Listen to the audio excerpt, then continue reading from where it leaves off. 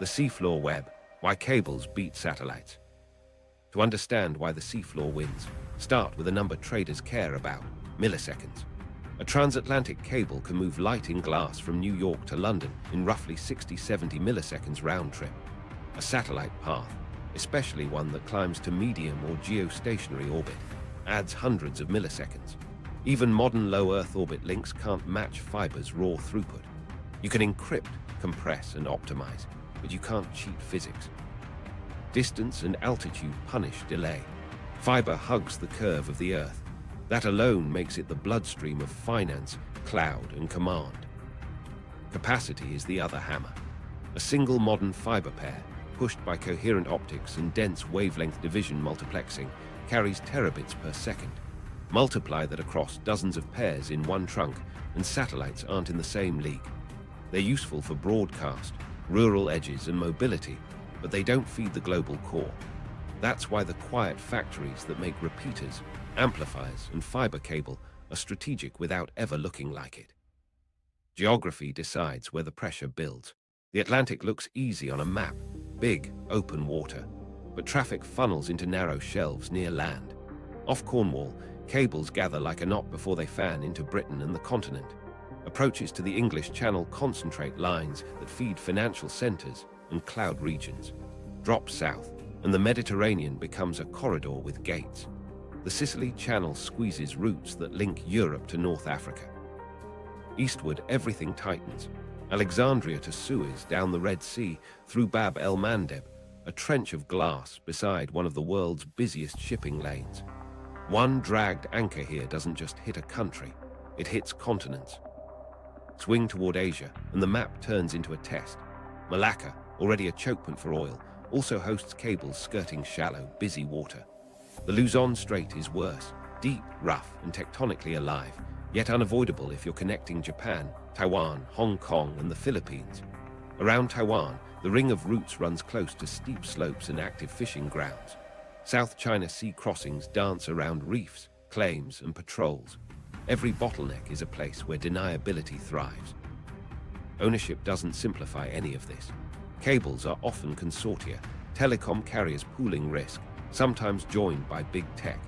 Lately, hyperscalers co-own or even drive entire systems to guarantee bandwidth for their clouds. It sounds resilient, but it fragments responsibility. A branching unit in international waters belongs to one legal entity, the landing on a remote beach to another, and the hut itself, the size of a garage, might be leased from a local utility. Who invests in extra fencing? Who funds the guard who shows up when a survey team asks to see conduits?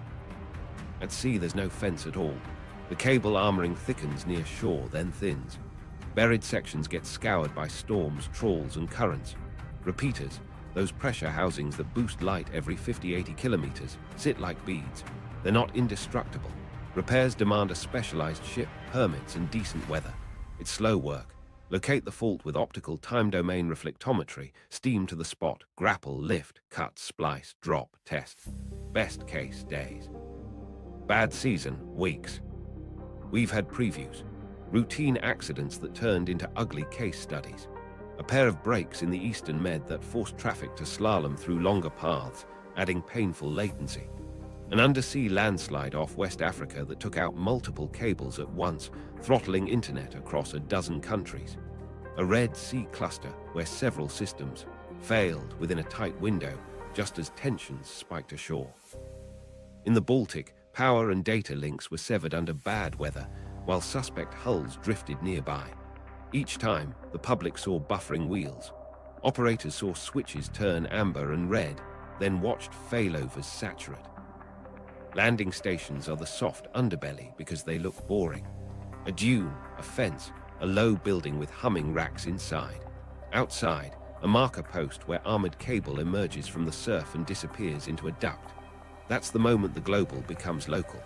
Inside are power feeds for repeaters, patch panels, monitoring gear, and a fiber room where colors and labels sort the world. A social call from a fisherman matters here. So does a clipboard from a contractor. So does a late-night van that doesn't match the permit list. Meanwhile, satellites keep a supportive role. Low Earth orbit constellations shave latency latency compared to older birds, but they still share spectrum, have limited downlink capacity per cell, and depend on ground gateways that tie back into, yes, cables. They're part of resilience, not a replacement. Ask any airline dispatcher trying to move thousands of flight plans an hour, or a stock exchange matching billions of orders. The throughput lives in glass. Here's where the story argues with budgets. Burying cable deeper in risk zones costs more. Armoring adds weight, slowing lay speed and requiring bigger ships. Adding diverse landings means more permits, more politics, more huts to secure. But the map keeps pushing traffic through the same narrow places, and those places are where suspicious accidents keep happening.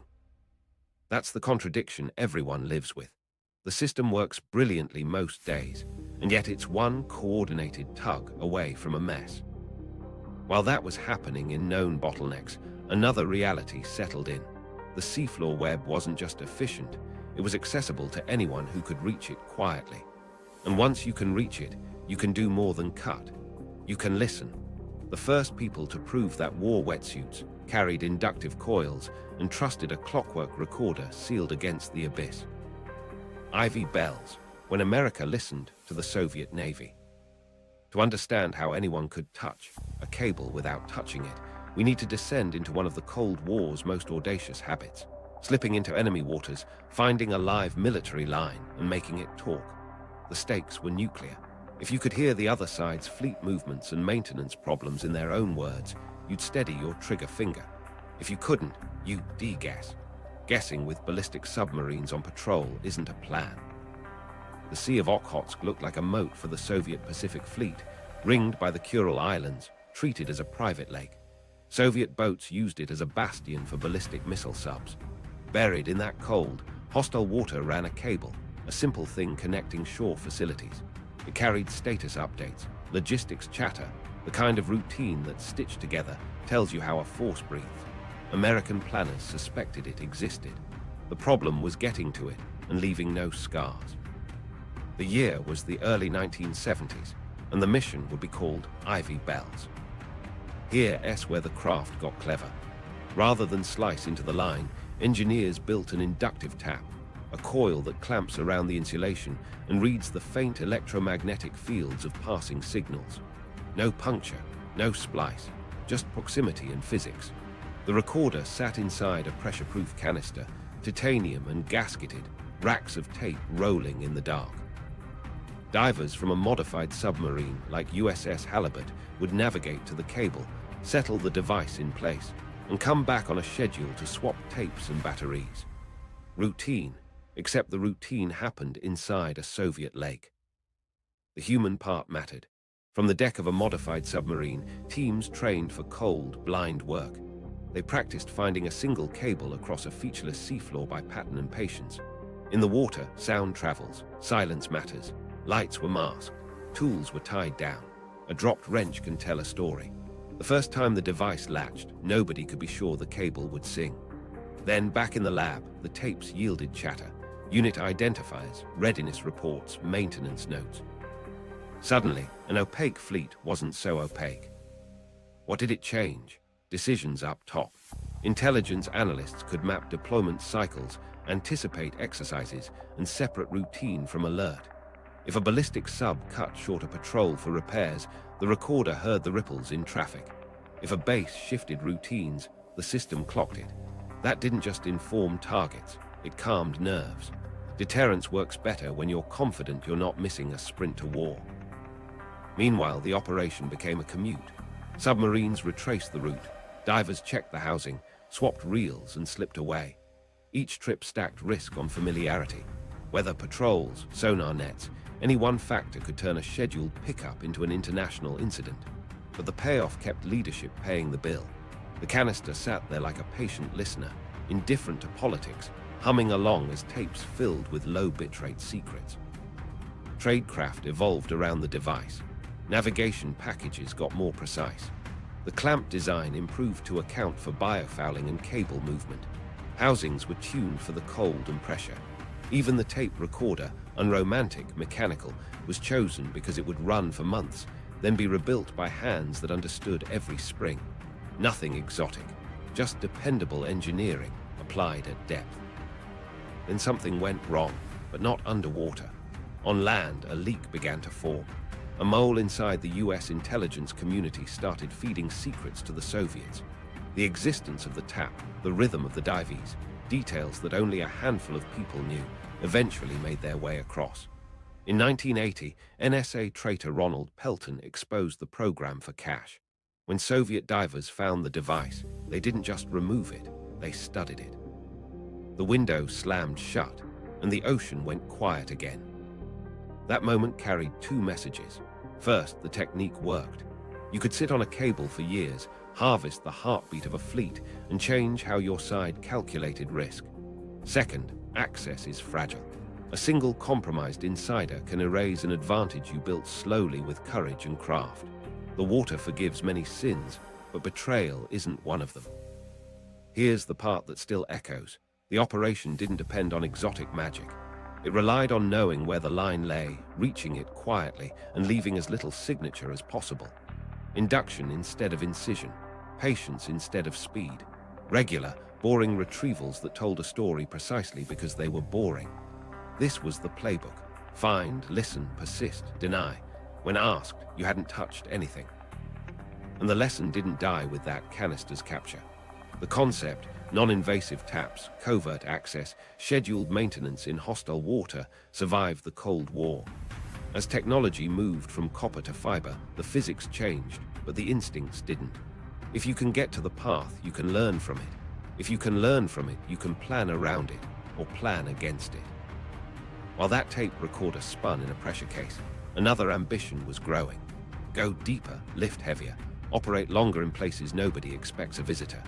If you could raise a secret from 3 miles down without the world noticing, the seabed would stop being a barrier and start being a workspace. That obsession would lead to a 618-foot ship with a mining story, a moon pool, and a claw, proof that the abyss could be engineered like any other job site. Project Azorian and seafloor engineering. The idea sounded ridiculous even inside the room. Build a ship the size of a skyline, sail to a patch of Pacific no one cared about, lower a mechanical claw 3 miles, and lift a dead Soviet submarine without Russia noticing. Cover story, deep-sea mining for manganese nodules. Sponsor, Howard Hughes, the perfect recluse to absorb questions. Officially, it was ocean industry. In reality, it was the CIA betting that the abyss could be engineered like a factory floor. They called the ship the Hughes Glommer Explorer, 600-plus feet of steel wrapped around a moon pool, the secret heart where the sea could be brought inside. Beneath it, a submersible barge, HMB-1, hid a capture vehicle nicknamed Clementon, a lattice of claws meant to embrace the wreck. The job wasn't just depth, it was precision. The site sat about 1,800 miles northwest of Hawaii, 16,500 feet down, past sunlight and simple fixes. Any lift had to keep the sub rigid, or gravity would tear it apart on the way up. The year was 1974, and the target was the Soviet K-129. On deck, the choreography looked like industry. Station-keeping thrusters fought swell to keep the hull pinned over a point no bigger than a living room. Pipe strings, each section a heavy umbilical, went down the moon pool like a steel spine, section after section, until the ship was tethered to the seafloor. Below, Clementon crawled toward the target, with floodlights cutting a tunnel through black water and silt. Cameras fed back ghostly images. A hull, fractured, lying on the sediment like a rumor everyone feared. This was where engineering turned into nerve. The claws had to bite around a shape nobody had measured. The lift had to be slow enough to avoid oscillation, too fast, and the entire rig would whip itself to failure. Meanwhile, the cover story had to hold. Nearby Soviet ships, curious about a billionaire's new toy, watched. The crew stuck to the script, research, test runs, nodule talk. The sea didn't care either way. When the lift finally started in 1974, everything depended on parts nobody would ever see. Bearings, seals, hydraulic lines buried inside the claw, welds along the pipe, the barge doors under the ship that would close around the prize.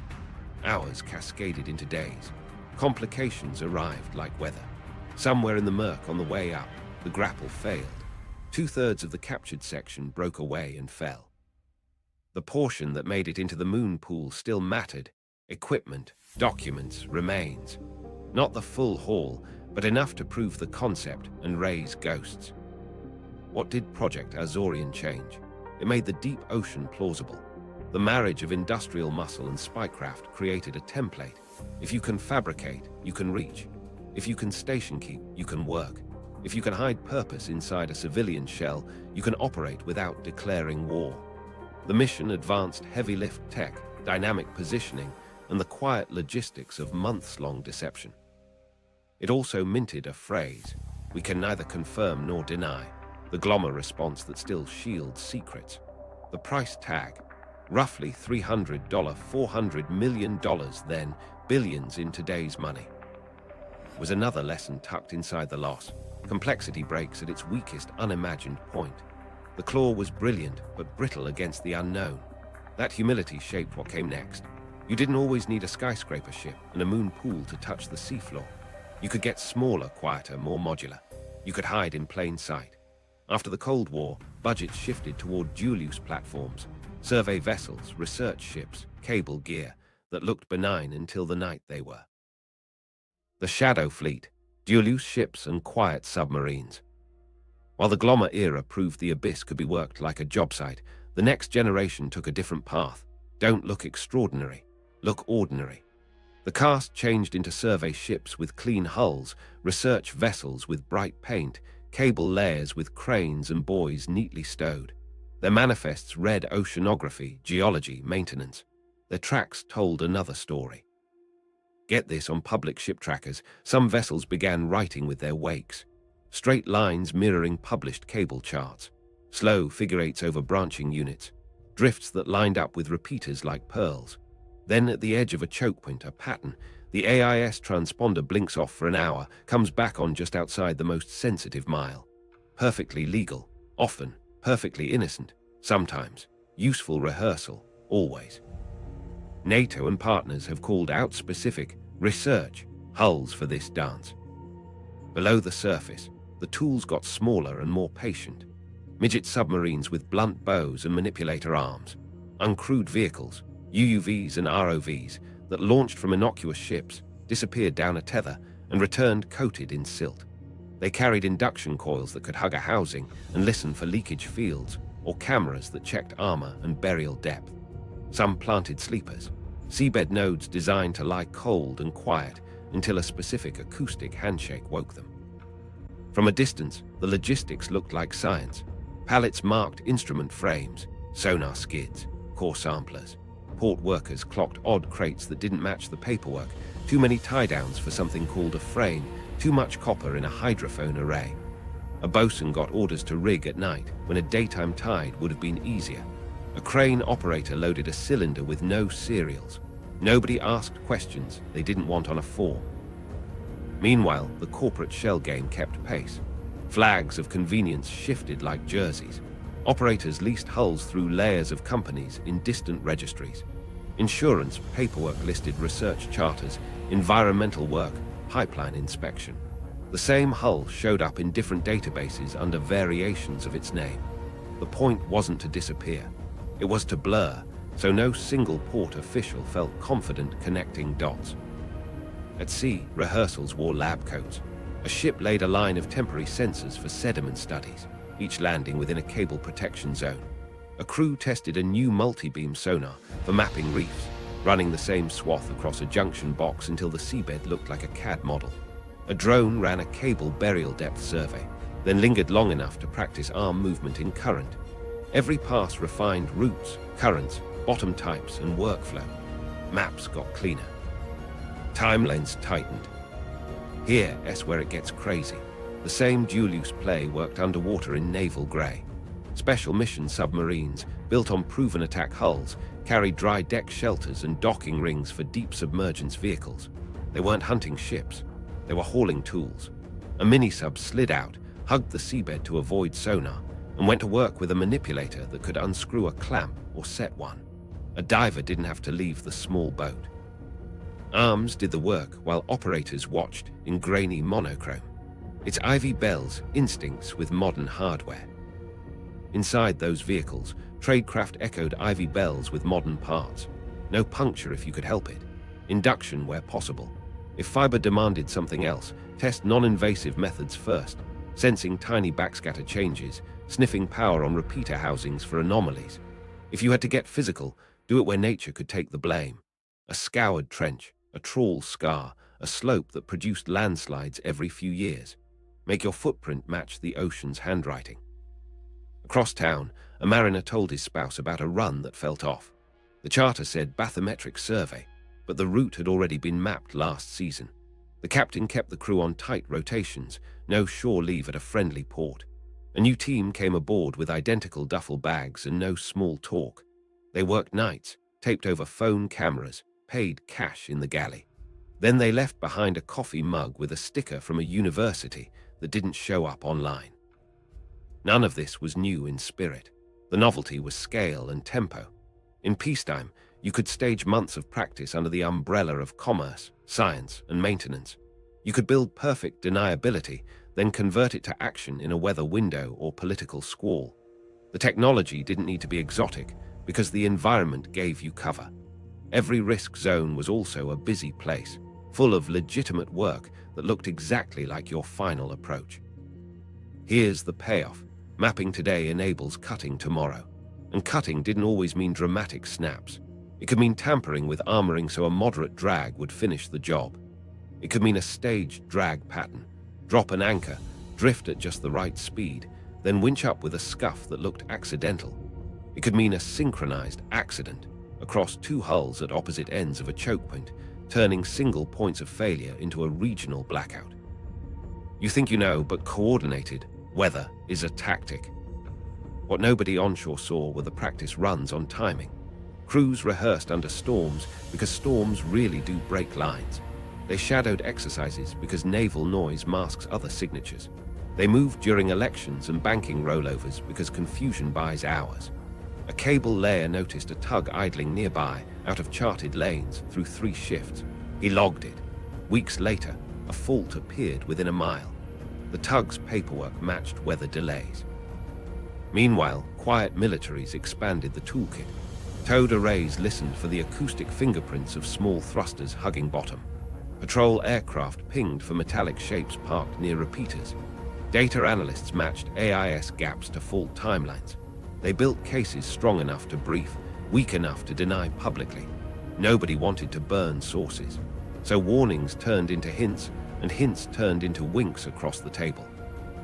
By then, the Shadow Fleet had normalized itself. Port agents shrugged at odd manifests. Research permits slid through agencies that didn't coordinate. Cable consortia learned to coexist with visitors they couldn't quite confront. And the lesson from the abyss hardened into doctrine. If you look civilian, act routine, and move with the ocean, you can get close to the world's arteries, and nobody can prove you held the knife. If mapping is rehearsal, cutting is the performance. And when the curtain finally rises, it won't look like a strike. It'll look like weather. The deniability problem,